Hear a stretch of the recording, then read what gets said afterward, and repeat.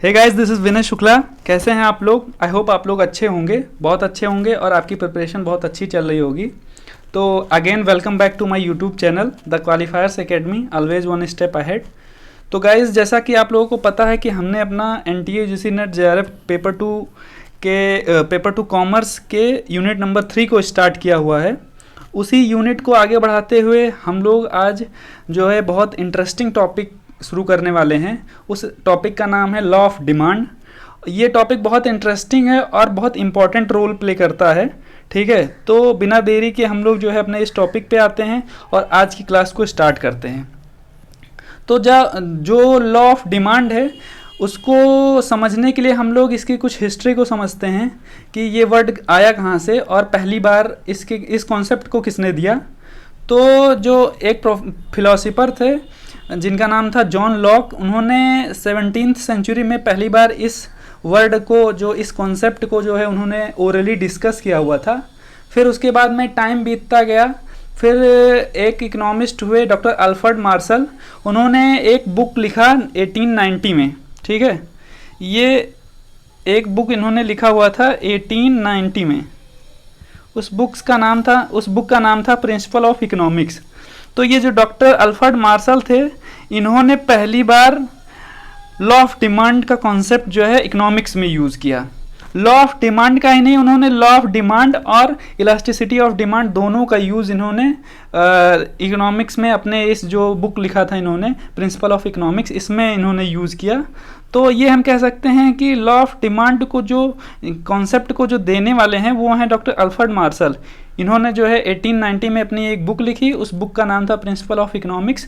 उस बुक्स में इन्होंने पहली बार इकोनॉमिक्स में लॉ ऑफ डिमांड और इलास्टिसिटी ऑफ डिमांड का कंसेप्ट जो था उसको इन्होंने दिया था। ठीक है, अब अगर पेपर के पॉइंट ऑफ व्यू से अगर देखा जाए तो इसमें जो है क्वेश्चन पुट हो सकता है कि लॉ ऑफ डिमांड के जो मतलब जनक थे वो कौन थे। ठीक है, इसका कॉन्सेप्ट किसने दिया, तो हमको जो है लिखना पड़ेगा, मतलब हमको बताना पड़ेगा डॉक्टर अल्फ्रेड मार्शल। ठीक है, ये पूछ भी सकता है, तो गाइज आप लोग जो है थोड़ा ध्यान में रखिए इसको। और ठीक है, तो इसको आइए हम लोग जो समझते हैं कि लॉ ऑफ डिमांड क्या कहता है।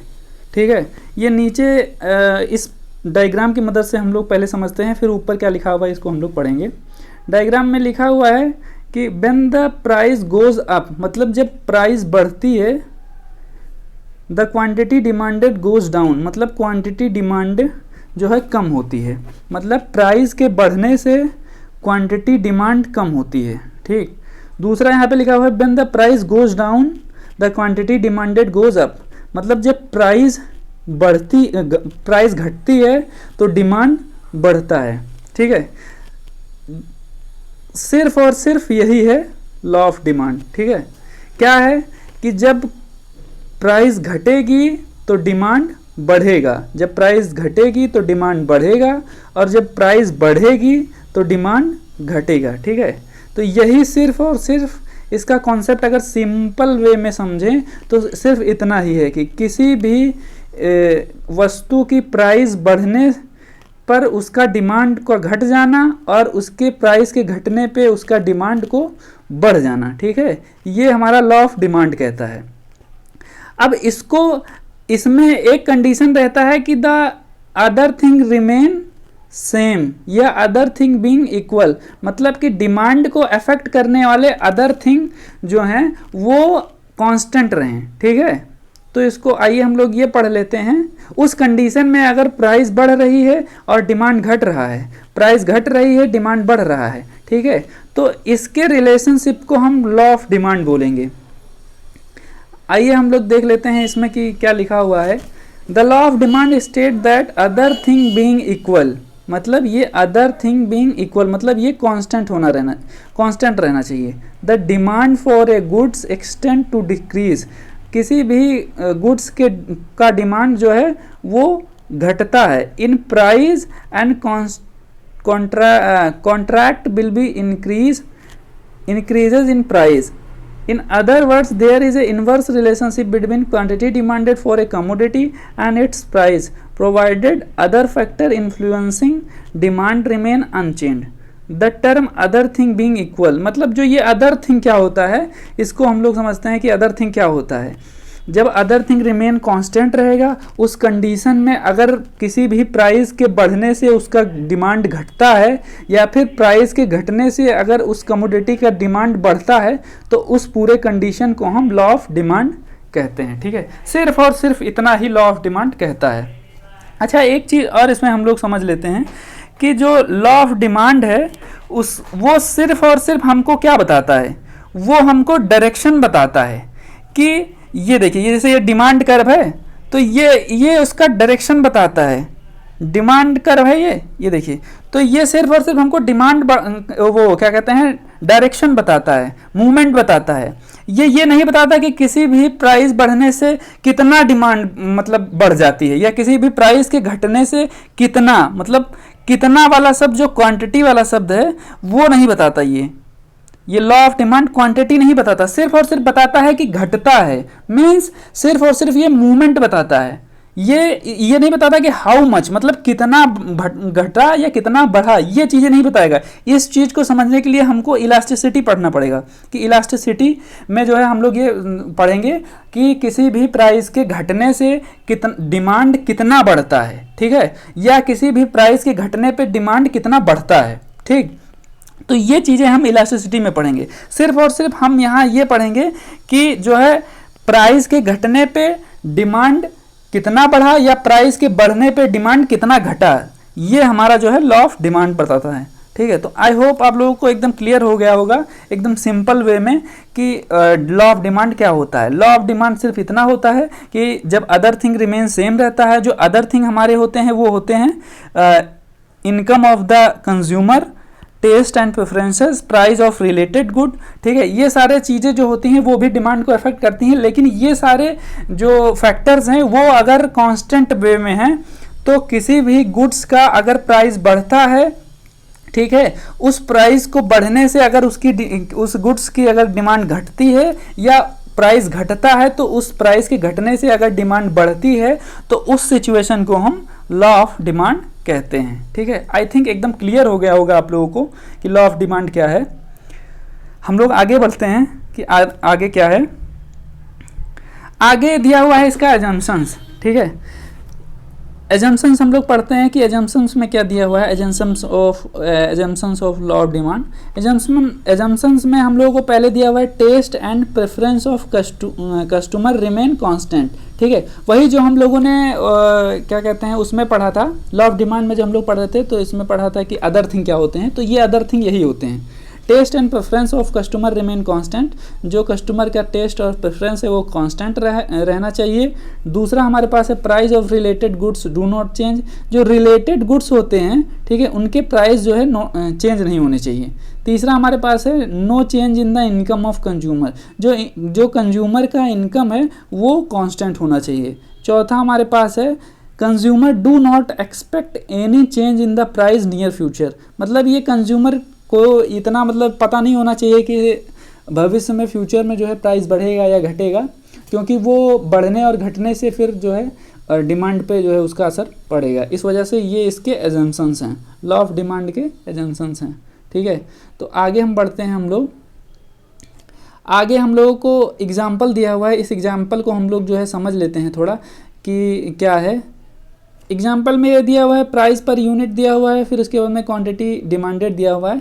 ठीक है, ये जब प्राइस हमारे पास 10 रुपया थी तो डिमांड हमारे पास 50 थी, या ऐसे हम लोग समझ लेते हैं कि जब प्राइस हमारे पास 2 रुपया थी तो डिमांड हमारे पास 90 था। ठीक है, फिर प्राइस जो है हमारे पास 4 हुई तो डिमांड घट के हमारे पास जैसे जैसे प्राइस बढ़ रही है वैसे वैसे डिमांड घट रही है। ठीक है, तो प्राइस और डिमांड का जो है इन्वर्स रिलेशनशिप है, मतलब निगेटिव रिलेशनशिप है। जैसे जैसे प्राइस बढ़ रही है वैसे वैसे डिमांड घट रही है। ठीक है, तो this is all about law of demand.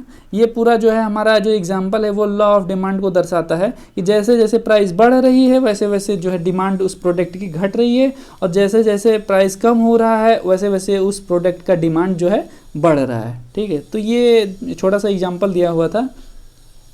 अब आगे हम लोग बढ़ते हैं कि आगे क्या हम लोग को पढ़ना है। ये लिखा हुआ है कि why demand curve slope downward. ठीक है, जो डिमांड कर्व होता है वो डाउनवर्ड क्यों होता है, ठीक है। जैसे ये है डिमांड कर्व, ठीक, ये डिमांड कर्व है, ठीक है। ये डिमांड कर्व जो है डाउनवर्ड क्यों होता है, ये डिमांड कर्व डाउनवर्ड क्यों होता है? जैसे जैसे प्राइस बढ़ रही है वैसे वैसे इसकी डिमांड बढ़ रही है, जैसे जैसे प्राइस बढ़ रहा है उसकी डिमांड जो है घट रही है प्रोडक्ट की। ये हमारे पास प्राइस हुआ और ये हमारे पास क्वांटिटी डिमांडेड हुआ, ठीक। तो जैसे जैसे हमारे पास प्राइस बढ़ रहा है वैसे वैसे हमारा जो डिमांड है वो घट रहा है, इधर को शिफ्ट हो रहा है। और जैसे जैसे हमारा प्राइस घट रहा है वैसे वैसे हमारा जो डिमांड वो बढ़ रहा है, ये इधर को राइट शिफ्ट हो रहा है, ठीक है।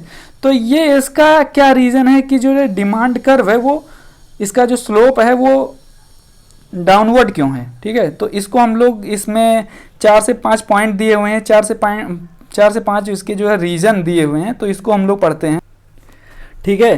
तो इसमें 4 से 5 पॉइंट जो हमारे दिए हुए हैं इनको हम लोग समझते हैं कि आखिर में ये पॉइंट्स क्या क्या क्या कहते हैं और इसका मतलब क्या होता है, इसका रीज़न क्या है। तो पहला हमारे पास जो पॉइंट दिया हुआ है वो है इनकम इफेक्ट, ठीक है।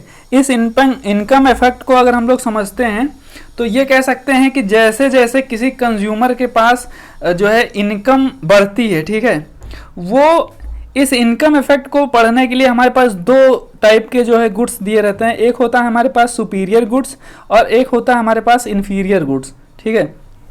सुपीरियर गुड्स में हम लोगों को जो है ये जो गुड्स होता है वो हाई क्वालिटी का होता है और इसका जो प्राइस होता है वो हाई होता है, ठीक। और इन्फीरियर गुड्स होता है जिसका जो प्राइस होता है वो लो होता है और ये लो क्वालिटी का गुड्स होता है।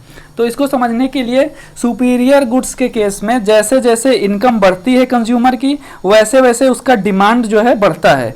मींस सुपीरियर गुड्स के कंडीशन में जो रिलेशनशिप है इनकम का और डिमांड का वो पॉजिटिव रिलेशनशिप है। मतलब जैसे जैसे इनकम कंज्यूमर का बढ़ेगा वैसे वैसे उसकी डिमांड भी बढ़ेगी। लेकिन यही इन्फीरियर गुड्स के कंडीशन में, इन्फीरियर गुड्स के केस में जैसे जैसे कंज्यूमर का इनकम बढ़ेगा वैसे वैसे उस कंज्यूमर की डिमांड जो है वो इन्फीरियर गुड्स के केस में घटने लगेगी।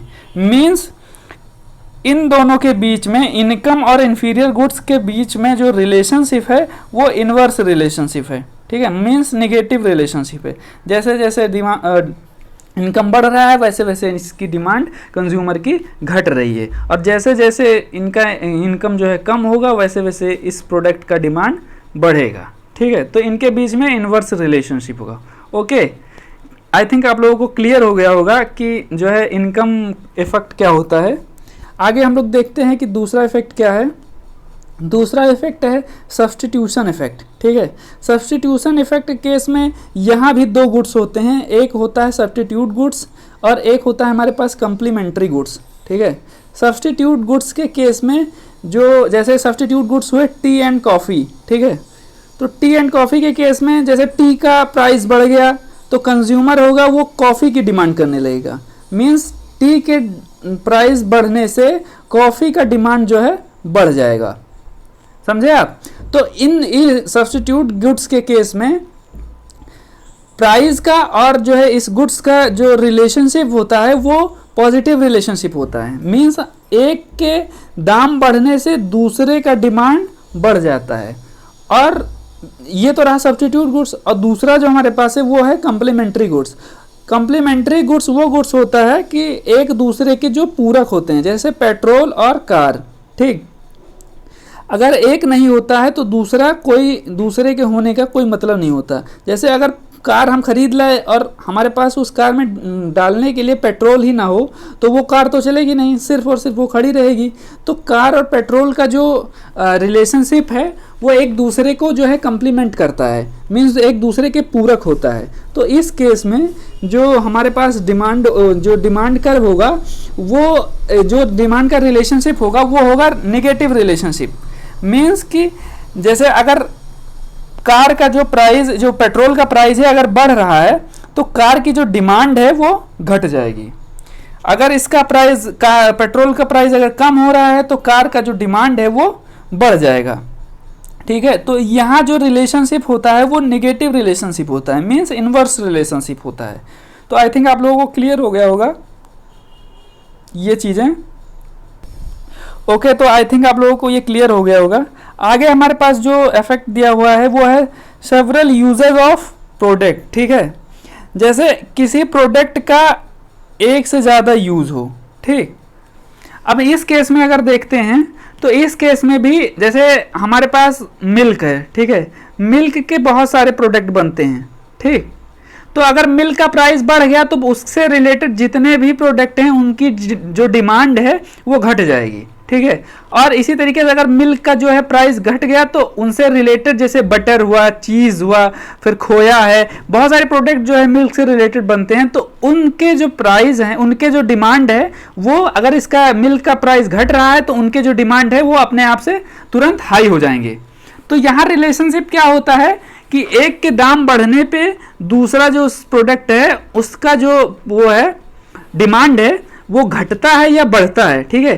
तो इस वजह से जो स्लोप है वो डाउनवर्ड रहता है, ठीक। अगर प्राइस घटा तो इसके डिमांड जो है बढ़ जाएंगे, अगर प्राइस बढ़ा तो इनके जो डिमांड है वो घट जाएंगे। तो आई थिंक आप लोगों को क्लियर हो गया होगा कि सर्वल यूजेज ऑफ प्रोडक्ट्स में क्या होता है। आगे हम लोग जो दूसरा है उसको अगर देखें तो हमारे पास उसके बाद में आता है लार्ज नंबर ऑफ कंज्यूमर, ठीक है। लार्ज नंबर ऑफ कंज्यूमर को इस तरीके से हम देखते हैं कि जैसे कोई भी प्रोडक्ट मार्केट में नया लॉन्च हो रहा है, ठीक है, तो इसके वजह से जो है कंज्यूमर, जो मार्केट में अवेलेबल कंज्यूमर थे उनसे ज़्यादा जो है कंज्यूमर आ जाएंगे, ठीक है।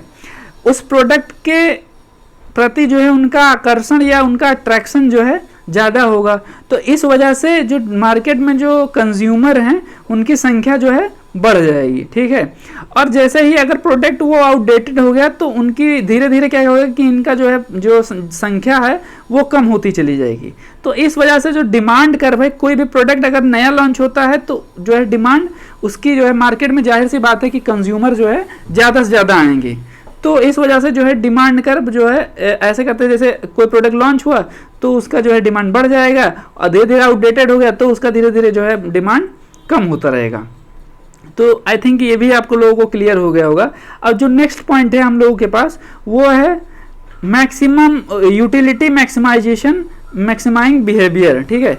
इसमें क्या होता है कि जैसे कोई प्रोडक्ट है, अगर उसको हम यूज़ कर रहे हैं, हमने यूज़ किया, इसमें जो यूटिलिटी मैक्सिमाइजिंग बिहेवियर जो कंज्यूमर का होता है, यहाँ पे लॉ ऑफ मार्जिनल यूटिलिटी का लॉ लगता है, ठीक है। लॉ ऑफ मार्जिनल यूटिलिटी के हिसाब से अगर देखें तो उसमें कहता है लॉ ऑफ मार्जिनल यूटिलिटी कि किसी भी प्रोडक्ट का जो है यूज़ करने से उससे रिलेटेड जो यूटिलिटी मिलती है वो धीरे धीरे करके जैसे कम होती रहती है। जैसे हमको कोई आदमी है, उसको बहुत तेज प्यास लगी हुई है, ठीक है, तो वो पहला ग्लास जो पानी पिएगा उससे उसको जो सेटिस्फैक्शन मिलेगा, उसके बाद में वो दूसरा ग्लास पिएगा तो उससे कम मिलेगा, ठीक है। तो धीरे धीरे करके जब कंज्यूमर किसी प्रोडक्ट का कंज्यूम करता है, इसी प्रोडक्ट को कंज्यूम करता है, तो धीरे धीरे करके उसकी यूटिलिटी कम होती जाती है। मीन्स कि एक एडिशनल यूनिट को यूज करने पे जो यूटिलिटी होती है वो कम होती जाती है। तो इस वजह से जो डिमांड कर्व होता है उसी को ध्यान में रखते हुए डिमांड कर्व जो होता है वो इसलिए डाउनवर्ड चला जाता है। मीन्स कि कोई कस्टमर अगर है तो वो एक प्रोडक्ट का यूज कर रहा है तो उससे जितना यूटिलिटी मिलेगा, अगर वो दूसरा प्रोडक्ट फिर एक एडिशनल यूनिट यूज कर रहा है तो उससे उसको कम यूटिलिटी जो है मैक्सिमम मतलब यूटिलिटी उसको मिलेगी। तो इस वजह से धीरे धीरे करके जो यूटिलिटी है वो कम होती जाती है। तो इस वजह से जो डिमांड कर्व है वो स्लोप जो है उसका वो डाउनवर्ड शिफ्ट होता चला जाता है। तो आई थिंक आप लोगों को पांचों पॉइंट जो है एकदम क्लियर हो गया होगा कि इनकम इफेक्ट क्या होता है, सब्स्टिट्यूशन इफेक्ट क्या होता है, सर्वल यूजेज ऑफ प्रोडक्ट क्या होता है, लार्ज नंबर ऑफ कंज्यूमर क्या होता है और यूटिलिटी मैक्सिमाइंग बिहेवियर क्या होता है। पांचों पॉइंट्स को हम लोगों ने एकदम क्लियर और सिंपल वे में समझा है। अगर आप लोगों को इसमें अभी अगर कुछ नहीं समझ में आ रहा होगा तो प्लीज़ आप कमेंट बॉक्स में आप बताइएगा, तो फिर से एक बार मैं आप लोगों को समझा दूंगा कि क्या क्या होता है, ठीक है। अब हम लोग जो है आगे बढ़ते हैं। आगे जो हमको दिया हुआ है वो है exceptions of law of demand. मतलब जो लॉ ऑफ डिमांड है वो एक कंडीशन है कि इस कंडीशन में यहाँ ये एजम्पशंस दिया हुआ है, ये एजम्पशंस को फॉलो करने के बाद किसी भी कमोडिटी का अगर प्राइस बढ़ता है, उसके प्राइस के बढ़ने से अगर उस कमोडिटी का डिमांड जो है घटता है या उसके प्राइस घटने से उस कमोडिटी का डिमांड बढ़ता है तो उस कंडीशन को हम लॉ ऑफ डिमांड बोलेंगे, ठीक है। ओके, तो तो जो ये exception of law of demand है, इसको हम लोग इसमें जो है 1 2 3 4 5 6 6 पॉइंट जो है हम लोगों को दिया हुआ है।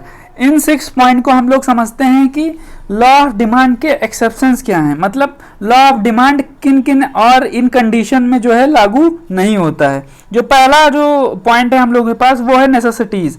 ठीक है, किसी भी कंज्यूमर के जो कुछ नेसेसिटीज़ होती हैं जिनको जो अगर प्राइस बढ़ रहा है या घट रहा है उससे उस कमोडिटी के ऊपर कोई फ़र्क नहीं पड़ता। जैसे नमक है, ठीक है, तो सबके यहाँ सभी के घर में जो है नमक का यूज़ होता है। तो नमक ऐसा नेसेसरी प्रोडक्ट है कि उसका दाम चाहे बढ़े या घटे तो उससे उसके डिमांड पे कोई फ़र्क नहीं पड़ता। मतलब मीन्स हमको वो हमारी नेसेसिटी है तो उसको हमको यूज़ करना ही करना है। ठीक है, तो ये इसका एक्सेप्शन हुआ।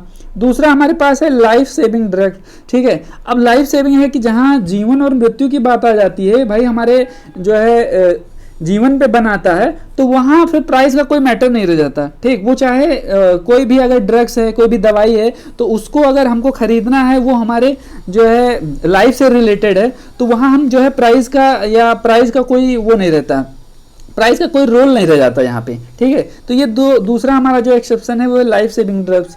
ठीक है, तीसरा हमारे पास है हेल्थ मेंटेनिंग ड्रग्स। कुछ ऐसे जो दवाइयाँ होती हैं कि हमको डेली यूज़ में लेना रहता है। ठीक है, जैसे हल्का सा बुखार हुआ, जुकाम हुआ, तो इस कंडीशन में कि सभी फैमिलीज़ के यहाँ जो है कुछ ना कुछ दवाइयाँ रखी रहती हैं, तो वो फिर वो दवाइयाँ नेसेसिटीज़ में हमारी आ जाती हैं कि मीन्स ये दवाइयाँ हमको जो है लेना ही लेना है। ठीक है, तो उस कंडीशन में भी लॉ ऑफ डिमांड का रोल नहीं रह जाता। ठीक है, फिर प्राइस का कोई मैटर नहीं रह जाता।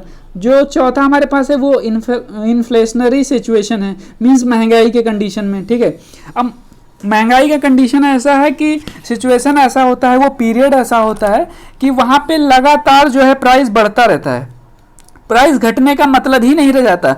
तो जब प्राइस बढ़ रहा है तो उस समय फिर प्राइस का कोई रोल नहीं रह जाता, वहाँ लॉ ऑफ डिमांड नहीं लग सकता। ठीक है, तो ये इन्फ्लेशनरी कंडीशन हो गया। तो दूसरा हमारे पास है डिफ्लेशनरी कंडीशन, मीन्स जो है मंदी का दौर चलता रहता है। ठीक है, वहाँ पे फिर जो है सारे प्रोडक्ट्स और कमोडिटीज़ इनका जो है कोई मतलब नहीं रह जाता, फिर वो एकदम से सस्ते दामों में बेचना पड़ता है कंज्यूमर प्रोड्यूसर को या अपने सेलर्स को, जो है कोई प्राइस का यहाँ कोई मतलब नहीं रह जाता। मीन्स डिफ्लेशनरी कंडीशन ऐसा सिचुएशन होता है कि जहाँ पे फिर प्राइस और जो है उसके प्रोडक्ट से रिलेटेड उसका प्राइस जो है किसी भी प्रोडक्ट का एकदम से कम हो जाता है, तो उस कंडीशन में फिर प्राइस का और डिमांड का कोई रिलेशनशिप नहीं रह जाता।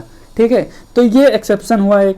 फिर उसके बाद में हमारा जो लास्ट में है वो है गिवन गुड्स। ये गिवन गुड्स मतलब होता है जो गुड्स मीन्स कह लीजिए कि इन्फीरियर गुड्स। ठीक है, ये इन्फीरियर गुड्स होता है। ठीक, तो ये इन्फीरियर गुड्स है कि इसका प्राइस चाहे बढ़ेगा, ठीक है, तब भी जो है लोग इसको खरीदने के लिए इंटरेस्टेड नहीं रहेंगे। ठीक, तो यहाँ पर भी जो फिर लॉ ऑफ डिमांड है वो यहाँ पे फॉलो नहीं करता। मीन्स अगर किसी भी इस गिवन गुड्स का प्राइस बढ़ रहा है तो यहाँ इसका डिमांड जो है वो घटेगा नहीं, मतलब मीन्स कोई इंटरेस्टेड नहीं रहता, या फिर अगर दाम एकदम से घट गया तब भी कोई इंटरेस्टेड नहीं है इसको खरीदने के लिए। ठीक, तो यहाँ पे जो लॉ ऑफ डिमांड है वो उसका जो सिचुएशन है वो जो है यहाँ पे लागू नहीं होता। ठीक है, तो एक नेसेसिटी हुआ हमारे पास, फिर लाइफ सेविंग ड्रग हुआ, फिर हेल्थ मेंटेनिंग ड्रग्स हुआ, इन्फ्लेशनरी कंडीशन हुआ, डिफ्लेशनरी कंडीशन हुआ, फिर एक गिवन गुड्स हुआ। तो ये हमारे पास जो 6 पॉइंट्स है, ये हमारे पास जो 6 पॉइंट हैं ये हमारे एक्सेप्शंस हैं, लॉ ऑफ डिमांड के एक्सेप्शंस हैं। मीन्स लॉ ऑफ डिमांड यहाँ पे लागू नहीं होता है। तो आई थिंक आप लोगों को एकदम क्लियर हो गया होगा, एक सिंपल वे में हम लोगों ने समझ लिया कि ये जो 6th कंडीशन है यहाँ पे लॉ ऑफ डिमांड का यूज़ या लॉ ऑफ डिमांड यहाँ पे अप्लाई नहीं करता है। अच्छा, आगे हम लोग बढ़ते हैं कि देखते हैं कि आगे क्या है हमारे पास। आगे जो है हमारे पास वो है expansion and contraction of demand. ठीक है, अच्छा, ये एक्सपेंशन और कॉन्ट्रैक्शन क्या होता है, ये भी जस्ट लॉ ऑफ डिमांड का ही एक पार्ट होता है। मीन्स अगर हम इसको पढ़ते हैं तो यहाँ पे लिखा हुआ है कि एक्सपेंशन ऑफ डिमांड मीन्स होता है other thing remaining same when the demand is increase due to decline price of commodity, it is termed as expansion of demand. Means कि वही चीज़ें हैं, लॉ ऑफ डिमांड ही यहाँ पे भी मीन्स अगर एक तरीके से सिंपल वे में अगर समझे तो लॉ ऑफ डिमांड ही ये भी होता है कि किसी भी कमोडिटी का जो अगर अदर थिंग रिमेनिंग सेम है, ठीक है, ये अदर थिंग रिमेनिंग सेम है, जो अदर फैक्टर्स डिमांड और प्राइस को अफेक्ट करते हैं वो अगर सेम है, वो उनका कोई रोल नहीं है, तो उस कंडीशन में अगर प्राइस बढ़ती है तो उस प्राइस बढ़ने की वजह से जो डिमांड घटता है उस कंडीशन को हम डिमांड जो है बढ़ता है, अगर प्राइस घटती है तो डिमांड बढ़ता है, उस कंडीशन को हम लोग एक्सपेंशन बोलेंगे। और कॉन्ट्रैक्शन बोलेंगे कि अगर प्राइस जो है हमारा बढ़ रहा है, ठीक है, और डिमांड जो है वो हमारी घट रही है, उस कंडीशन को हम लोग कॉन्ट्रैक्शन बोलेंगे, ठीक है। तो यहाँ पे देखिए जो है ये एक डायग्राम बनाया हुआ है कि हमारा प्राइस पहले P था, ठीक है, फिर प्राइस हमारा P से P1 हो गया, मीन्स हमारे पास प्राइस जो है हमारा बढ़ गया, ठीक है, ये P1 हो गया, ठीक। तो ये डिमांड जब P था तो हमारे पास डिमांड यहाँ था, ये Q क्वांटिटी में, ठीक है। अब P1 जब हमारा प्राइस हो गया तो क्वांटिटी डिमांडेड हमारा घट के इस ओर शिफ्ट हो गया, ठीक। तो ये जो हुआ, ये कर्व हुआ जो यहाँ शिफ्ट हो गया, ये ऊपर की तरफ चला गया, मीन्स ये कॉन्ट्रैक्शन ऑफ डिमांड है, ठीक। अब देखिए यहाँ पे दूसरी कंडीशन क्या है कि दूसरी कंडीशन है हमारे पास कि ये प्राइस P1 है, ठीक, P है। अब हमारे पास जो प्राइस है वो घट गया, ठीक, और जो क्वांटिटी डिमांडेड यहाँ था ये Q था, ये बढ़ के Q2 पे पहुँच गया, मीन्स हमारा जो डिमांड है वो एक्सटेंड हो गया। तो इस कंडीशन को हम एक्सटेंशन ऑफ डिमांड बोलेंगे, ठीक है। तो ये सिंपल सा जो कॉन्सेप्ट है कि एक्सटेंशन ऑफ डिमांड क्या है और कंट्रैक्शन ऑफ डिमांड क्या है। तो आई थिंक आप लोग एकदम क्लियर वे में समझ गए होंगे कि एक्सटेंशन क्या होता है, ठीक है, कि अदर थिंग रिमेन अगर सेम रहता है उस कंडीशन में अगर जो प्राइस है वो हमारी घटती है और डिमांड जो है हमारा वो बढ़ जाता है, ठीक है। तो इस कंडीशन को हम एक्सटेंशन बोलेंगे, और अगर प्राइस हमारी जो है बढ़ती है और हमारा जो डिमांड है वो घट जाता है उस कंडीशन को हम लोग कॉन्ट्रैक्शन बोलेंगे, ठीक है। तो बहुत सिंपल सा कॉन्सेप्ट था, आप लोगों को एकदम क्लियर हो गया होगा कि एक्सटेंशन क्या है और कॉन्ट्रैक्शन क्या है। तो हम लोग अब आगे बढ़ते हैं अपने नए टॉपिक पे। नया जो हमारे पास है वो है increase and decrease in demand, ठीक है। ये सिचुएशन क्या होता है, इसमें अभी तक हम लोगों ने एक्सपेंशन और कॉन्ट्रैक्शन में पढ़ा कि जो अदर थिंग रिमेन था, मतलब अदर थिंग्स जो अदर फैक्टर थे वो एकदम कांस्टेंट थे, लेकिन यहाँ पे क्या है कि वो प्राइस का कोई रोल नहीं होता, प्राइस हमारा कांस्टेंट होता है, ठीक है। यहाँ पे जो होता है वो प्राइस हमारा कांस्टेंट होता है, ठीक।